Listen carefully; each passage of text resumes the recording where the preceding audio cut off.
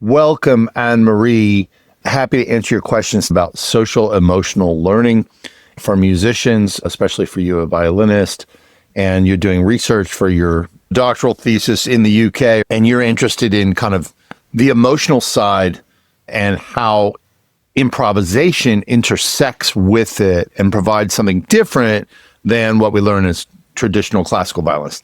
Did I get that more or less right? Can you tell us more about your project, your motivations, and then we'll answer some questions.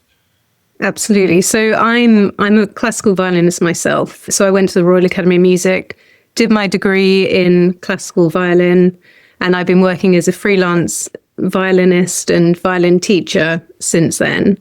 I think it is quite a personally motivated PhD that I'm doing, although obviously I try to keep myself out of my research as much as I can. I think going into the academy, having discovered classical music myself as a child and being just absolutely enthused by it and loving music and being entirely enthusiastic about it, I came out of the academy feeling slightly different about music.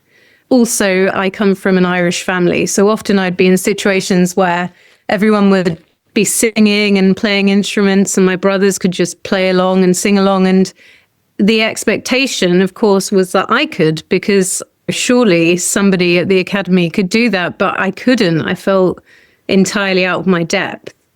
So my own experiences, coupled with the statistics on poor mental health amongst classical violinists, made me want to find out what exactly is it that happens between entering an establishment like that, or not even specifically a conservatoire, but just undertaking a classical training.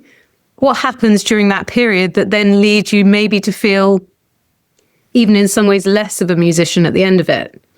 So I think by picking apart classical pedagogy, I'm trying to really specifically, because I think a lot of the current research is looking at more generally the challenges of the profession.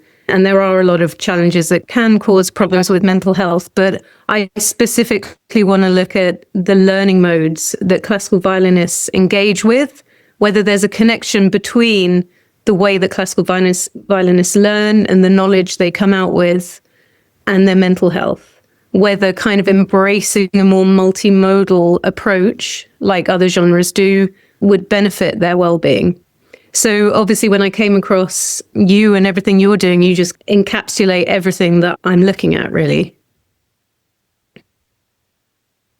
Awesome. So hopefully that makes sense. It makes perfect sense. And I'll say right away, or if you're talking about how I'm encapsulating what you're working on, I guess if I could reframe that or paraphrase that, or what that means to me is that, like, for the last few years, I've been thinking a lot more about nervous system regulation and taming the inner critic, perfectionism, this idea that there can be musicians who are incredibly highly skilled, but they still are constantly beating up on themselves and saying, I'm not good enough. And they still feel like whatever they do, it's never good enough, and they feel unworthy. And they're beating themselves up. They're beating themselves up over every mistake. And I have a vantage point from my position of having been received acclaim in the jazz world, at least, that I was in that vantage point of being considered highly skilled, like at the top of the mountain. And I still struggled with a lot of those feelings of I'm not good enough, or just constantly feeling. And so over time, I was like, wait, I need to address this. And so I started doing more research about my own emotional health and emotional regulation, and just getting into various studying about that. And so that's really informed my teaching much more in terms of everything I do. And I do think that there are particular applications of improvisation or practice on the violin that can be more suitable for kind of this deprogramming or this kind of therapeutic type practice. And actually, I would make the analog to a yoga class. So if you go to a yoga class, then there's a teacher in the yoga class and they're saying, hold this pose, do this form, and just do it as well as you can. And everybody's body's different and everybody's got different strength and different flexibility, right? But we're just going for this basic form. And then once we're in that form, the yoga person is going to be telling you things. It's going to be telling you things like, wherever you are right now, that's perfect. You're right exactly where you need to be right now. And they're just saying it over and over and encouraging you to be saying it to yourself. And so you're getting this practice of actually not just deprogramming the negative things, but programming positive self-talk, for example, and pairing that with breath. So a few years ago, I started thinking about how can I do that in a music classroom. It actually works really well on Zoom, because with a group class in Zoom, because everybody can be muted even off camera if they want. And then I on this side am saying, play this, now play this, now play this. And you're in this very safe space because I don't even need to see you or hear you. And I'm saying like, play any note on the A string, but hold it for this long. And just keep holding that note now. And as you're holding that note, I want you to move your attention. So first of all, let's move our attention to our breath. Okay, you're still holding that note. Let's say it's an open A. And all you're doing is, now this is a form, right? This is a form. It's like mountain pose in a yoga class. It's just, we're just drawing our bow and we're just letting the bow change. Actually, it's very challenging to do this, right? And as you're drawing the bow, I just want you to notice your breath. And now let's notice your body. Let's notice our shoulder. Okay, let's notice our neck. Okay, let's notice our torso, right? And now bring your attention back to your breath. And now let's bring your attention to your sound. Just noticing your sound. The whole time I'm holding this long A note, right? And I might say, and now if you want, just pick a finger. Put your finger on and just change to that note. Maybe it's your first finger on the A string. Maybe it's your high third finger on the G string. Just pick one, doesn't matter. Okay, now you're on the new note. Okay, now you're changing it. So this improvisation exercise, there's a few things that I want to break down about it.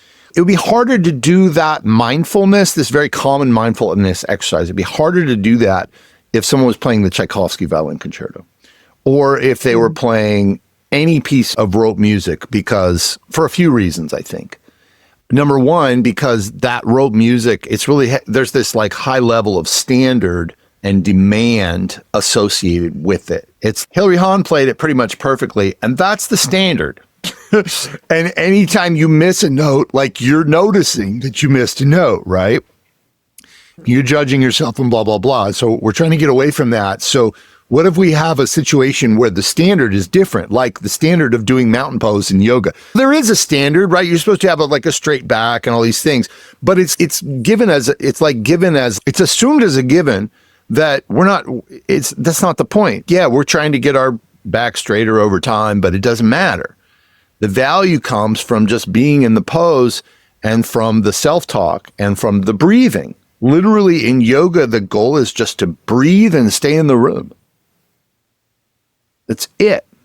And so it's the same thing as we're doing this. We're reframing this whole thing. It's like you're playing a note. You're perfect right where you are. The note you're playing is also perfect. Yeah. The note you're playing, it's an expression of you. And we're not saying it's wrong or it's right or it's out of tune. We're noticing things and we're practicing like, what's the intention that I'm setting for how I'm experiencing myself and the sound as I'm playing? Do I want to experience forgiveness? Do I want to experience self-praise, acknowledgement, relief, relaxation, focus? Like we can move our mind into all these things, but it becomes not about how is your note sounding like Hilary Hahn's note. Yeah. And I mean, I think obviously there's quite a lot of cultural expectation with classical music, and it's quite hard to get past that lack of space for, any wrong notes that are deemed mistakes. There's no real space for any kind of moving away from the score. But would you mind if we started at the beginning of your own musical experiences? If you could share the story of your musical training and what motivated your transition from classical music to jazz and improvisation? I'll give a brief version of that. When I was in high school, like when I was like, I don't know, 15 or 16, I had already been playing music for a long time. Since I was 5, I'd already been playing classical music since I was like 5 years old. But some of the people at my school were creating their own little like rock bands. And so these people that were creating like a rock band or whatever, they did not have formal classical training like I did. And I just simply wanted like the social attention and social belonging. So I noticed that these other boys that created the rock band, that everybody thought they were really cool, or that they just had this cool friend group and I wanted to be a part of it. And then what I noticed as soon as I joined the rock band was how different everything was. And it was very confronting because none of these kids had formal music education, besides maybe like 1 or 2 like drum lessons or guitar lessons, where I'd been taking violin lessons every week since I was 5 years old. But they were talking in a different language about music, and they had different skills that I didn't have, or that they were practicing different things that I wasn't practicing, things like improvising, things like writing songs, things like the fact that everybody knew all the parts of all the songs. And obviously they had a shared repertoire, a shared language of different music that they had listened to. So that was all really confronting because I was like, wait a second, how come I can't do all these things? I thought I was supposed to be the expert in the room. And so it was that motivated by wanting to belong, wanting to connect with other musicians as a person, but also wanting to receive acknowledgement from my larger peer group at the school that I was a part of something cool. Because, yeah, obviously there were like girls that were maybe I never would have had a chance to date if it wouldn't have been for me playing Paganini at the concert. But it felt like the girls wanted to date the guys in the rock band more, and they could care less about my Paganini as a general rule.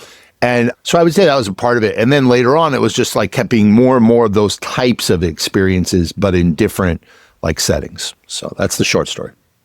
Great. And so in your experience and with the classical musicians that you've worked with, how familiar are they with that improvisation? And do you find that they're quite hesitant when it comes to trying to develop that skill?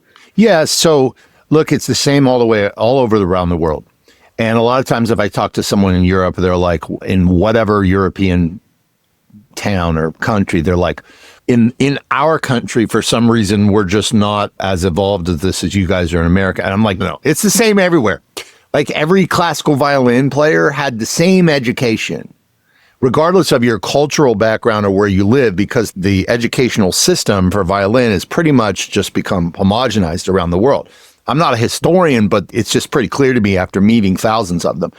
And like we all learn the same stuff and we all don't learn the same stuff. And there might be slightly more, but sure, if you go to New York City, there's 7 improvising violin players, and maybe not in Pittsburgh. Maybe there's only 2. But regardless, pretty much everybody's the same, and everybody's got the same hangups and the same issues that I had.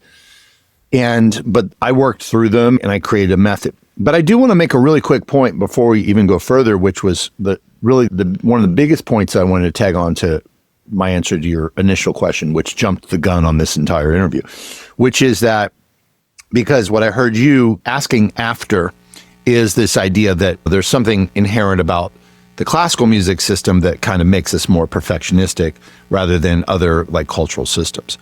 And now I do think that and the answer might not be what you want it to be. So if you're a part of the jazz scene, people are perfectionistic in the jazz scene too. People are perfectionistic if they play pop music. People are there's aspects of this kind of peer culture and being hard on ourselves that can happen in any situation. Although I'm sure if you grow up in a family or in a small town or in a cultural situation where the music is just thought of in a different way, and I don't know what those would be, but there can be situations where it's not as ingrained, it's not passed on in one family household or in one studio or whatever, for sure. Yep. But even if I think about friends that I've spoken to, like I would be really hesitant to make a generalization and be like, people that grow up in Brazil And because the samba is just played on the streets, and so everybody grows up with samba, so therefore they're not self-conscious about being musicians. I would hate to try to make some kind of generalization like that. Or like and I have friends that, for example, grew up in the black church, for example, who have told me that where similarly you might, if you don't have experience with it, you might tend to make up the story about how it must be just more free to play in the black church. I would not want to make some assumption like that, because I'm sure you have people, or in Appalachian music, people that play Appalachian music and Irish fill tunes, they play on the back porch and it's just all happy. I would really hesitate to make that generalization.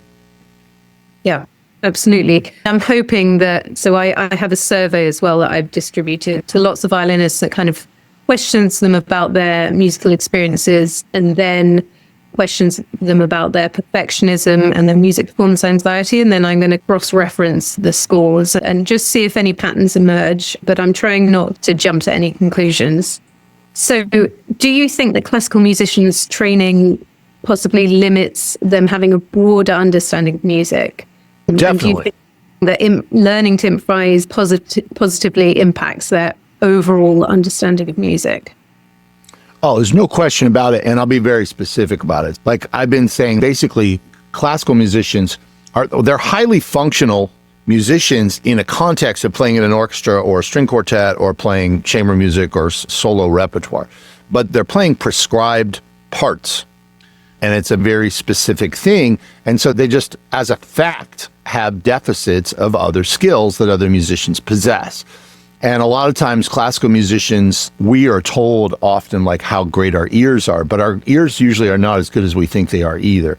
Because usually like we can hear classical melodies in the register of our instrument, but we can't hear chord progressions and we can't hear other types of melodies, for example. So there's deficits in our ability to recognize things by ear, but there's also deficits in our ability to arrange music, to improvise music, and certainly in our capacity for rhythm, and generally in our capacity for being a supportive musician in general, because we tend to be always just thinking about like my part. And I know that somebody's gonna say, no, I play viola in a string quartet. Yeah, but it still tends to be different because you're like playing your part and you're reading from a part and it's I'm a soldier. Versus there's like a caretaking aspect of rhythm section players in non-classical styles where they have to take on more independence and make more choices. Yeah, it's just a fact that we're non-functioning in many regards musically. And the only way that we could justify it,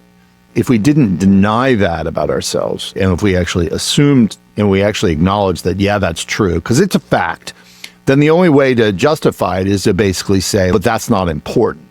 That's not real music, or that's somehow secondary, or it's not serious music, or it's not worthy music. Yep. And then that gets into this really, can of worms of basically being elitist, or maybe some people would say like even Eurocentric or whatever it might be. Yeah, absolutely. Do you believe that integrating different learning modes like improvisation, this is essentially the same question, can help to create more rounded musicians? So if it was integrated into classical violin pedagogy? Oh yeah, without a question, yeah, and that's what my method and my teaching is all about. It's all about filling in those gaps, and there's a lot of reasons for it, a lot of arguments that we could make. So, like for example, now because I have these other skills, now let's say that students can have a more lifelong relationship with music, because they won't be limited to only playing in orchestras. They can busk, they can join in a church, they can join with this community, right? It gives us the ability to connect with wider communities of people across different cultures or subcultures as well. Because if you want to hang out with teenagers that play in rock bands, that's like a different culture. Or if you want to go be a part of whatever, play Brazilian music with other people, or there might be these different cultural connections you can make. I think it's good for social emotional learning. I think that I'm spacing, but there's like several different benefits. I think it's very like student directed learning. That's like a buzzword people are saying. Also, it's creative problem solving. And here's what I mean by it. If you're playing classical music and someone says, play these scales out of this flesh book, then they're giving you a problem and they're also giving you the solution. Here's the fingering. Here's how you make the shift. Here's how you do it again. It's a process you go through. But if you're improvising or you're arranging or you're composing music or you're figuring out how to accompany someone through improvisation, then you're in some ways like you're creating more problems for yourself. Let's say this violin right here. Like in Flesh, we all know that we have those problems, right? And we have however many books however many problems we can get out of all the books. But this problem does not exist in any of those books. Like that problem is nowhere. Like I just created that problem right now for myself and now I'm going to solve it. Yeah. This kind of leads on from what you were saying. Do you think that improvisation could play a role in improving the mental and emotional health of classical violinists? Yeah, in the ways that I shared earlier was a good example of that. Yeah, it's about giving permission to make these choices. So it's if I say to you, hey, think of one note. Okay, do you have it in your mind? Now play it. Okay, now let's be mindful now. And so prompting people to have the confidence of, I chose what note to play and I'm playing it. And now I get to see how I feel about that. It's a massively expanding exercise. And so in the example that I'm giving, I'm making it really easy for you to make that choice because I'm limiting that choice. But then we can gradually expand that freedom so that you can do what I just showed you a minute ago, which is that at the drop of the hat, I can play anything. And part of why I can play anything at the drop of a hat, or at least today I can, is because I've detached from my own sense of like judgment around that. Like a lot of times without knowing it, we're putting this thing on that it's bad or it's good. But that thing I just played for you, like I'm perfectly fine with it. Like I'm detached from whatever you think about it. And like, even like your reaction, which is, oh, whatever, like I could read into that or I could be worried about it. But I'm not, because I've practiced being like, I can play this, I can play this, I can play this, and it doesn't matter. It's like looking out the window and seeing the trees and being like, every tree is beautiful and I don't judge one tree or another tree. And it's also like, I think what someone with a teaching heart, a teacher's heart is like, we see a child and we see every child as being perfect. And it doesn't have to be a religious thing. It can be a totally just humanistic thing, right? And so then we see the expressions of the self. Again, going back to yoga class, musical expressions, we see them without judging them. And we can actually develop our ability to appreciate more. In the same way that 7-year-old like me, who just used to eat peanut butter sandwiches every day, one day can enjoy a piece of sushi and be like, oh, I'm open to that taste. So we get to expand our taste drastically to be able to hear beauty and hear music in so many more things. But we get to exercise that not only how we hear more music around us, but also in how we hear the things that we create, the things that we play as an extension of ourselves and our own worthiness. Yeah.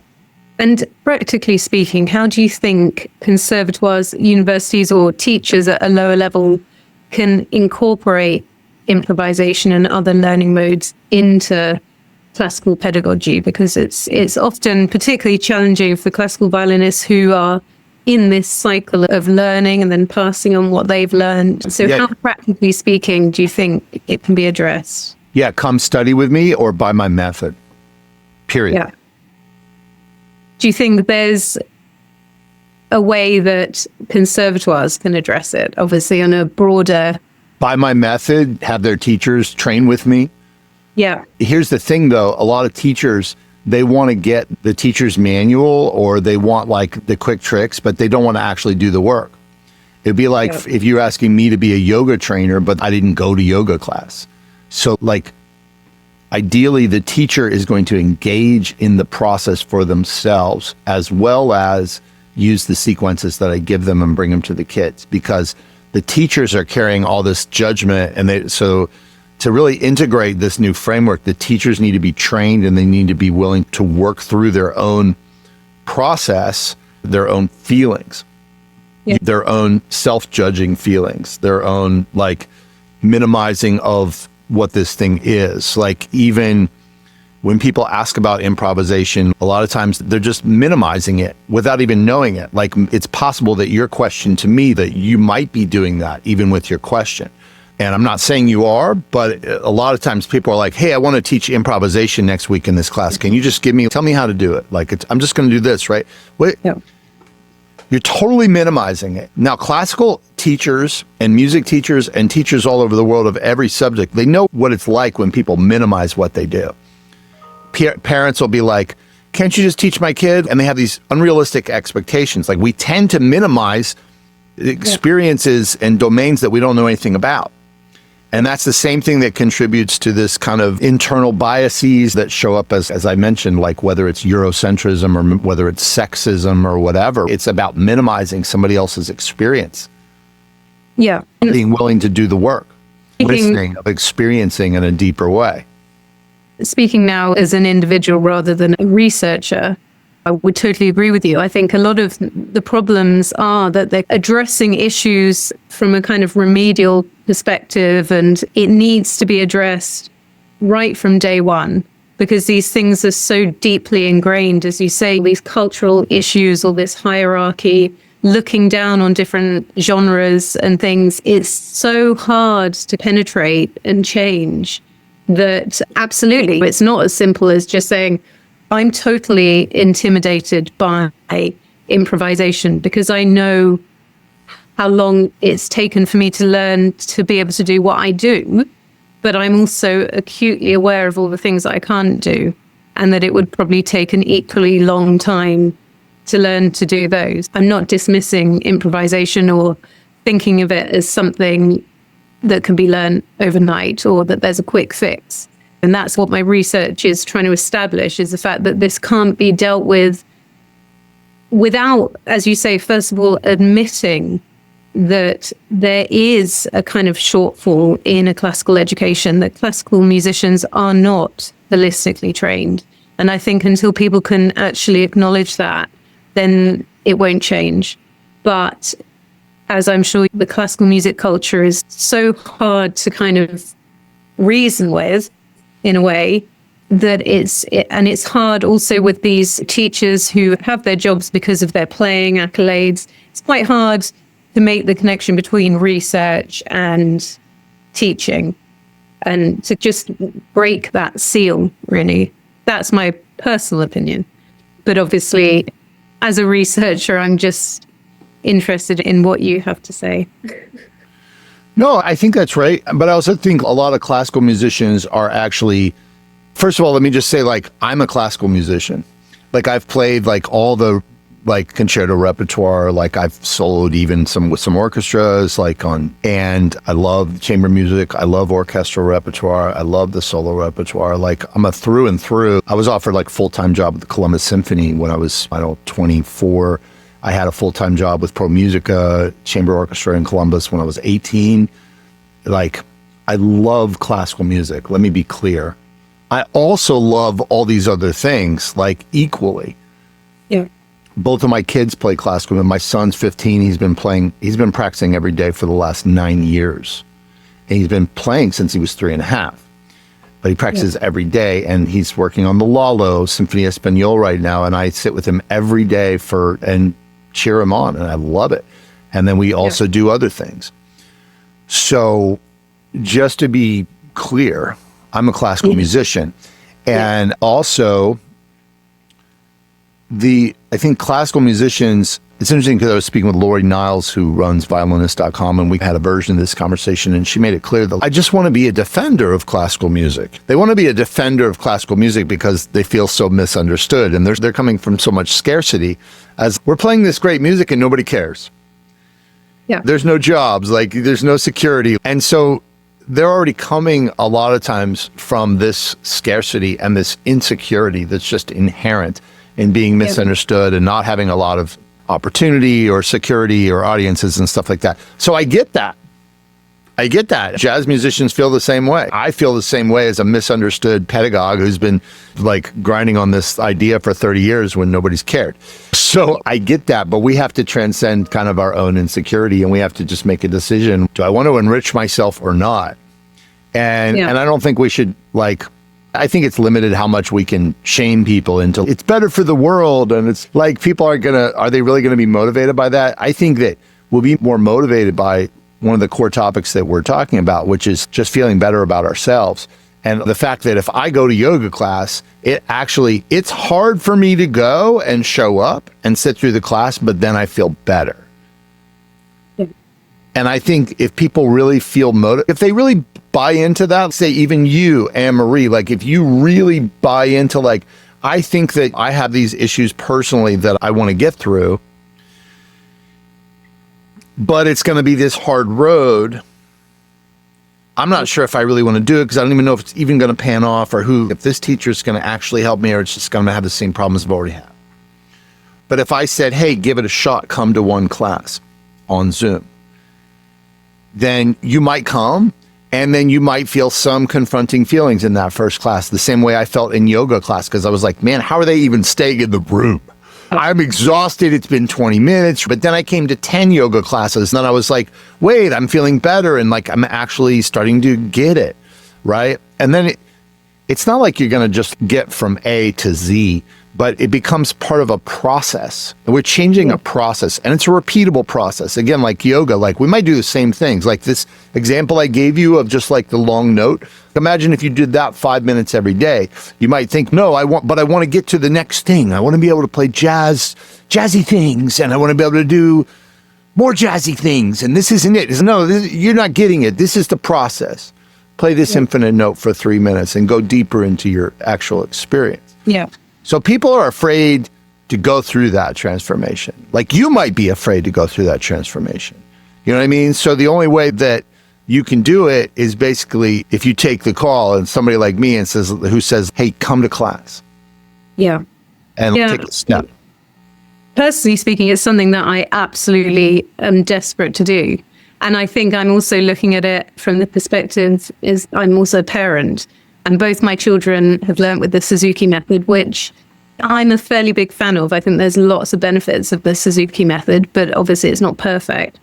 But they're both very good classical musicians now.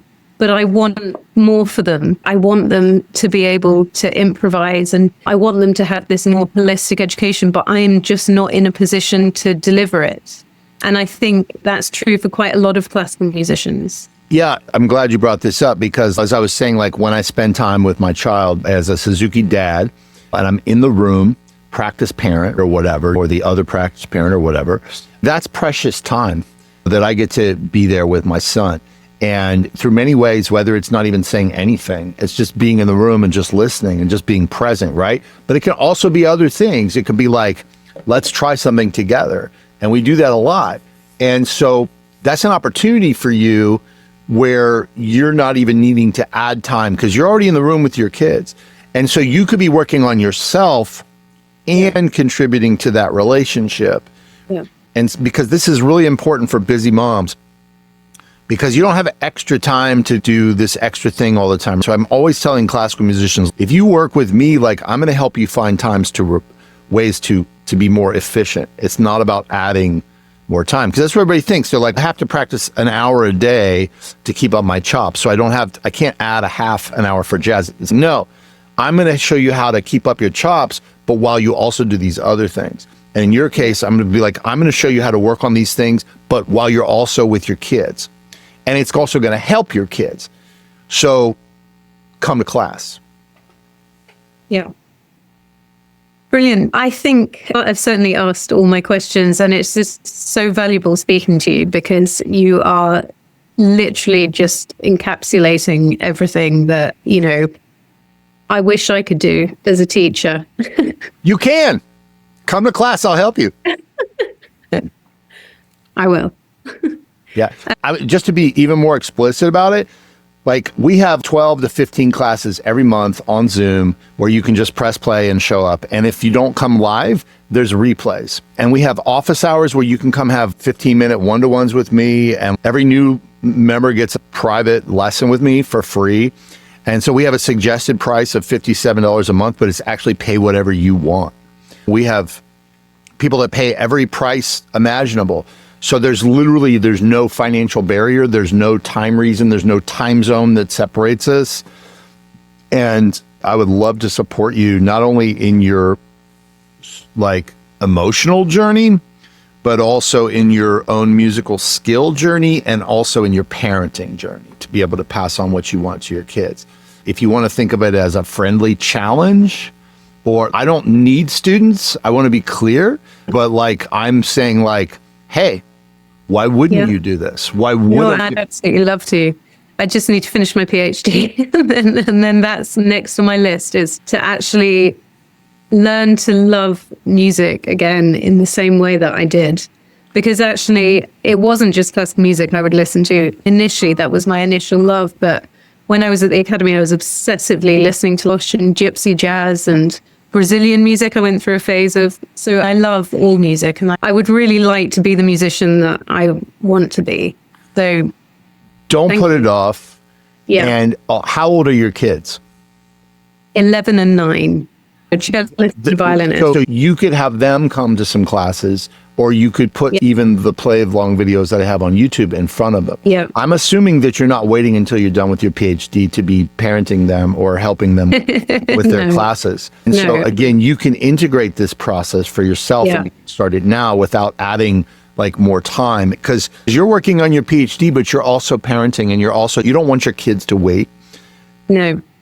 And so can integrate you into this now. It doesn't have to be this, I'm going to put it off until then and then maybe blah, blah, absolutely. blah. I'm just saying push because I care. That's all. Yeah. I look forward to it then. All right. Awesome. Thank you, Anne-Marie. It's great. Well, thank you so much. And I'll be in touch. All right. Have a good one. See ya. Bye. Thanks very much. Bye.